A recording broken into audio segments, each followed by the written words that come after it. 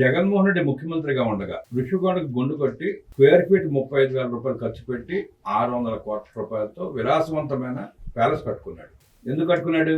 సతీ సమేతంగా వీకెండ్ వెళ్ళటానికి. ఇవాళ అమరావతి చంద్రబాబు నాయుడు గారు ముఖ్యమంత్రి అయిన తర్వాత శరవేగంగా అభివృద్ధి చేస్తూ భవనాలను కడుతూ ఎంత బాగా అభివృద్ధి చేస్తున్నారో మనం చూస్తున్నాం. చట్టబద్ధత కూడా కలిగిన తర్వాత అమరావతికి చట్టబద్ధత కూడా అయిపోయింది. గెజిట్ నోటిఫికేషన్ కూడా వచ్చింది. ఇప్పుడు ఏడుస్తున్నారు వైకాపా సన్నాసులు. ఆ అమరావతి పరిధిలో ఉన్న 2 సన్నాసులు ఏం మాట్లాడారో మనం విన్నాం.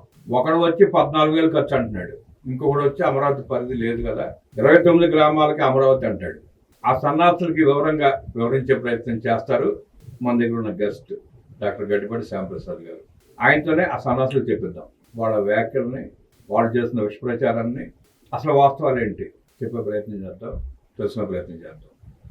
నమస్తే సార్. నమస్తే అండి. అమరావతిలో 14,000 పెట్టి కన్స్ట్రక్షన్ చేస్తున్నారు, విపరీతంగా దోపిడీ అంటాడు ఒక సన్నాసి. ఇంకోటి వచ్చి 29 గ్రామాలకే కదా అమరావతి అంటాడు ఇంకొకడు. అసలు వాళ్ళిద్దరు వ్యాఖ్యలని అసలు వాస్తవ పరిస్థితిని ఎట్లా చూస్తారు అట్లా విశ్లేషిస్తారు. మనం యాక్చువల్గా రామబ్రహ్మం గారు మన స్థాయి తగ్గించుకోవద్దు అసలు ఆయన సన్నాసులని. వాళ్ళు మనం మంచిగానే మాట్లాడదాం. వాళ్ళు మాజీ అది ప్రజలందరికీ తెలుసు. మనోడితో మనం ఎందుకు, వాళ్ళు మాజీ మంత్రులే అందాం. ఒకళ్ళే మచిలీపట్నం నుంచి మాజీ మంత్రులని రాష్ట్రం పరువు తీయడం అనవసరం చెప్పి అంతేనంటారు. సరే, దాని గురించి కొంచెం క్లియర్గా చెప్తాను. యాక్చువల్గా ఇప్పుడు ఇండియాలో పార్లమెంట్ కట్టారు మన రీసెంట్గా.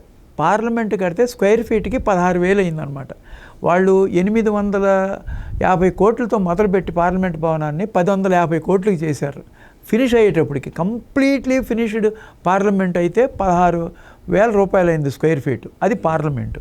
తెలంగాణ సెక్రటరియట్ కూడా అది కూడా రీసెంట్గానే కట్టారు కదా, దానికి స్క్వేర్ ఫీట్కి 13,700 రూపాయలు అయిందనమాట. ఈ రెండు మనం కంపేర్ చేసుకుందాం. అమరావతి సెక్రటరియట్కి వాళ్ళు చెప్తున్న ఎలిగేషన్స్కి చెప్దాం అనమాట. అసలు టెండర్లు శాంతం పిలవలేదండి ఇప్పుడు ఐకానిక్ టవర్స్కి. 5 ఐకానిక్ టవర్స్లో ఒక ఐకానిక్ టవర్స్ 50 ఫ్లోర్స్, మిగతా 4 ఐకానిక్ టవర్స్ 40 ఫ్లోర్స్, మొత్తం 69 లక్షల square feet. Assembly 250 metres height అంటే 75 ఫ్లోర్స్ హైట్. అది ప్లస్ అది 3 to 5 ఫ్లోర్సే ఉంటుంది అసెంబ్లీ కానీ, కౌన్సిల్ కానీ, ఆఫీసులు కానీ. అక్కడ ఇదేంటంటే ఐకానిక్ స్పైక్. అది దాని మీద ఎక్కి మొత్తం అమరావతి మొత్తం చూడటానికి టూరిస్టుల కోసం అరేంజ్ చేస్తున్నారు. చాలా భారతదేశంలో ఉన్న వాళ్ళందరూ టూరిస్ట్ ప్లేస్ లాగా వచ్చి అసెంబ్లీ వీక్షిస్తుంది అనమాట అక్కడ. అందుకని దానికి ఎక్కువ ఖర్చు అవుతుంది. అది 3 to 5 ఫ్లోర్సే. అది మళ్ళీ హైకోర్టు కూడా 7 ఫ్లోర్సే. కాబట్టి హైకోర్టు కానీ అసెంబ్లీ గురించి పక్కన పెడదాం, వీళ్ళు సెక్రటరియట్ పార్లమెంటుతో కంపేర్ చేద్దాం. దాంట్లో 50 ఫ్లోర్స్ కట్టేదానికి డెప్త్ మనకి పునాది చాలా ఎక్కువ ఉంటుంది అనమాట. ఫ్లోర్స్ హైట్ ఎక్కువ. ఇక్కడ తెలంగాణ సెక్రటరియట్ కానీ ఫ్లోర్లు లేవు, అంటే ఢిల్లీలో పార్లమెంట్ కానీ ఫ్లోర్లు లేవు. అయినా సరే 16,000 ఢిల్లీ పార్లమెంట్ అయింది, తెలంగాణ సెక్రటరియట్ 13,700 అయింది స్క్వేర్ ఫీట్కి. అదే మన సెక్రటరియట్ అమరావతిలో 50 ఫ్లోర్ సెక్రటరియట్కి డయాగ్రిడ్ టెక్నాలజీ వాడుతున్నారు. డయాగ్రిడ్ టెక్నాలజీ అంటే హై క్వాలిటీ స్టీల్, చాలా కాస్ట్లీయెస్ట్ స్టీల్ వాడతారు. ప్లస్ ఆ డయాగ్రిడ్ టెక్నాలజీ వాడటానికి మామూలుగా ఉండే ఇంజనీర్లు సరిపోరు. చాలా వరల్డ్ లెవెల్ ఇంజనీర్స్ని తీసుకొచ్చి దాన్ని నిర్మిస్తున్నారు.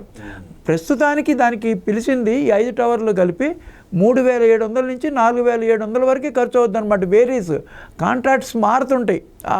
కట్టే కన్స్ట్రక్షన్ అప్పుడు కొన్ని డీవియేషన్స్ ఉంటాయి అన్నమాట. చదరపడుగు ఎంత అవుతుందంటే 7,000 నుంచి 9,000 ఎస్టిమేషన్ వేశారు అటు ఇటుగా. దీనికి ఏంటి, సెక్రటరియట్ మొత్తానికి 69 లక్షల స్క్వేర్ ఫీట్కి ఈ 5 టవర్స్ కలిపి. ప్లస్ ఇప్పుడు అసలు వింత ఏంటంటే దీనికి కంప్లీట్ సెక్రటరియట్కి ఇంతవరకు టెండర్స్ పిలవలా. ఇది ఓన్లీ ఫర్ స్ట్రక్చర్కే పిలిచారు. నారాయణ గారు క్లియర్గా చెప్పారు ప్రెస్ మీట్లో, ఇది స్ట్రక్చర్కి పిలిచాము, నార్మల్ ఫాస్టర్ వాళ్ళు డిజైన్స్ ఇంకా ఇవ్వలేదు, ఇంటీరియర్ డిజైన్స్ అన్నీ వచ్చిన తర్వాత ఇంకా ఎస్కలేట్ అవ్వచ్చు, ఇక్కడ కూడా 13 నుంచి 14,000 వరకు స్క్వేర్ ఫీట్ అవ్వచ్చు అని చెప్పారు. అసలు వీళ్ళు ఇంకా డిజైన్స్ అవ్వలేదు, టెండర్స్ పిలవలేదు, పూర్తి కంప్లీషన్కి. ఈ ఒట్టి స్ట్రక్చరల్ దానికి అయిన దానికి 7 నుంచి 9,000 ఉంటే 14,000 పెడుతున్నారు, తినేస్తున్నారు అని ఎక్కడ లేని నోటికి ఏది వస్తే అది మాట్లాడటం అంబటి రాంబాబు గారికి మంచిది కాదు. ఆయనే కాదు, చాలామంది సోషల్ మీడియాలో వైఎస్ఆర్సీపీ పేటీఎం బ్యాచ్ కూడా నేను పాడ్కాస్టర్స్ కొంతమంది చూశాను. 11 నుంచి 14,000 వరకు అమరావతిలో దోసేస్తున్నారు, అందుకే చంద్రబాబు నాయుడు దోచుకోవటానికే అమరావతి నిర్మాణం చేస్తున్నారు అని చాలా బేస్లెస్ ఎలిగేషన్స్ అనమాట. క్లియర్ కట్గా ఎక్కడైనా సరే వచ్చి ఎంక్వైరీ చేసుకుంటే మనం చెప్పింది కరెక్ట్. ఢిల్లీ పార్లమెంట్ది అయిపోయింది కదా, అయిపోయిన టెండర్కి ఎంత అయిందో అందరికీ తెలుసు కదా, అదే నిర్మాణంలో కూడా లేదు. అది 16,000 స్క్వేర్ ఫీట్ అయింది. తెలంగాణ సెక్రటరియట్ 13,700 అయింది.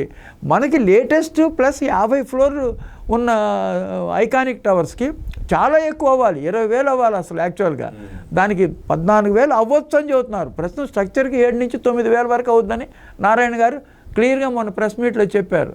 ఒకవేళ 20,000 కూడా అయినా కానీ వర్తది, ఎందుకంటే అది 50 ఫ్లోర్స్ ఉంది, లేటెస్ట్ టెక్నాలజీ, స్పాన్ ఎక్కువ ఉంటుంది, డిజైన్స్ డిఫరెంట్, ఇన్ని రకాలుగా ఉంది. అయినా సరే అంత అవట్లా. అదిను అసలు రుషికొండ గురించి మీరు చెప్పారు. రుషికొండ దగ్గర 40,000 రూపీస్ స్క్వేర్ ఫీట్ అయిందంట.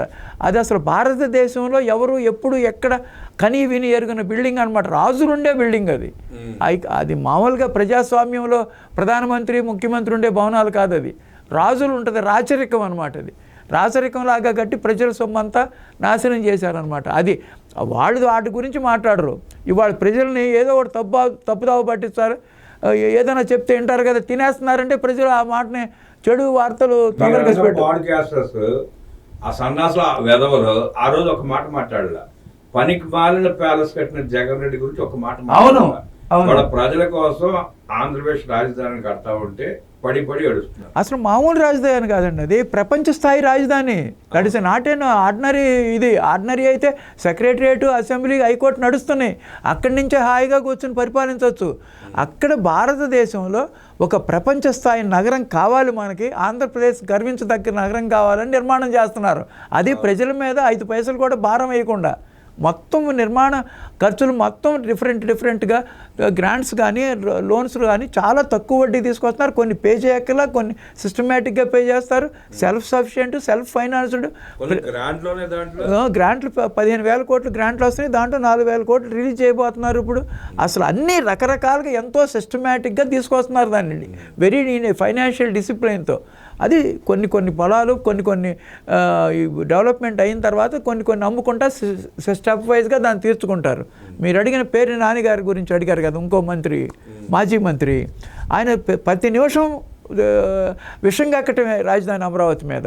ప్రతి దానిలో చినుకులు పడితే మునిగిపోద్ది అంటాడు, ఒకసారి ఏమో చినుకులు పడితే మునిగిపోయేది అంటాడు, ఇంకోసారేమో గూగుల్ డేటా సెంటర్ అమరావతిలో ఎందుకు పెట్టలేదు అంటాడు. మునిగిపోయే దగ్గర డేటా సెంటర్ పెట్టమని అడుగుతాడు ఎందుకు? అసలు అది కాక అందరూనేమో అన్నీ తీసుకెళ్ళి అమరావతిలో పెడుతున్నారని వాళ్ళే క్లెయిమ్ చేస్తారు. మళ్ళీనేమో డేటా సెంటర్ ఇక్కడ ఎందుకు పెట్టలేదని అడుగుతాడు. సన్నాసులకు మతి భ్రమించి ఏం మాట్లాడాలో తెలియక అక్కడ జరుగుతున్న అభివృద్ధిని చూసి కడుపు మంట కాళ్ళమంట. అసలు ఇవాళ మళ్ళీ అంటాడు 29 గ్రామాలకే కదా రాజధాని అంటాడు. రాజధాని కోర్ క్యాపిటల్ ఎప్పుడు 29 గ్రామాలకే ఉంటుంది కోర్ క్యాపిటల్.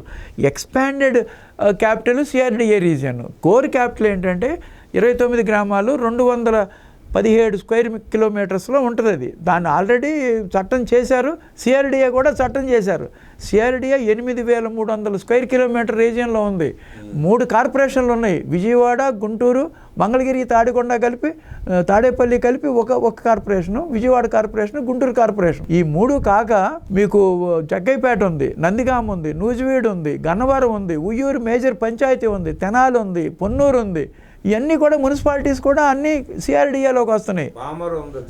అవన్నీ మండల్స్ హెడ్ క్వార్టర్స్. గుడివాడ ఉంది, మళ్ళీ ఇప్పుడు చల్లపల్లి, మోపిదేవి, ఘంటసాల పార్షియల్ మండల్స్ వస్తున్నాయి అన్నమాట. ఇటు ఆగిరిపల్లి, ఇటు సత్తినపల్లి, ఎన్నో 58 మండలాలు వస్తున్నాయండి.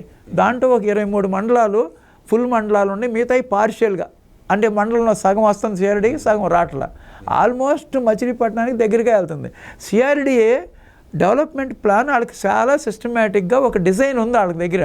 అది సిస్టమేటిక్గా గ్రాడ్యువల్గా ఇంప్రూవ్ చేసుకుంటూ వెళ్తారనమాట. ఓవర్ నైట్ అవ్వదు. ఫస్ట్ కంప్లీట్ చేయాల్సింది కోర్ క్యాపిటల్లో అనుకున్న విధంగా జరిగితే అది బ్రహ్మాండమైన నగరంగా వస్తుంది. దాన్ని కావాలని ఖచ్చిపూరితంగా ద్వేషంతో, ఈర్ష్యతో, అసూయతో ఏది పడితే అది నిమిషానికి ఒక మాట మాట్లాడి ప్రజలను తప్పుదావ పట్టిస్తమే ఈ మాజీ మంత్రులు వాళ్ళ పాడ్కాస్టర్స్, వైఎస్ఆర్సీపీ పాడ్కాస్టర్స్ పని అనమాట. కోర్ క్యాపిటల్ నిర్మించి ఇన్ఫ్రాస్ట్రక్చర్ చేసి వదిలిపెడతారు మిగతాదంతా. అవును, అదే డెవలప్ అవుతాం, అంతే ఆటోమేటిక్గా డెవలప్ అయిపోతుందండి. అంబటి రాంబాబు పేరుని నాని వ్యాఖ్యలకి లెక్కలతో సహా వివరించి ప్రేక్షకులకు తెలియజేసిన గడ్డిబడి శ్యాంప్రసాద్ గారికి ధన్యవాదాలు తెలియజేస్తూ నమస్కారం.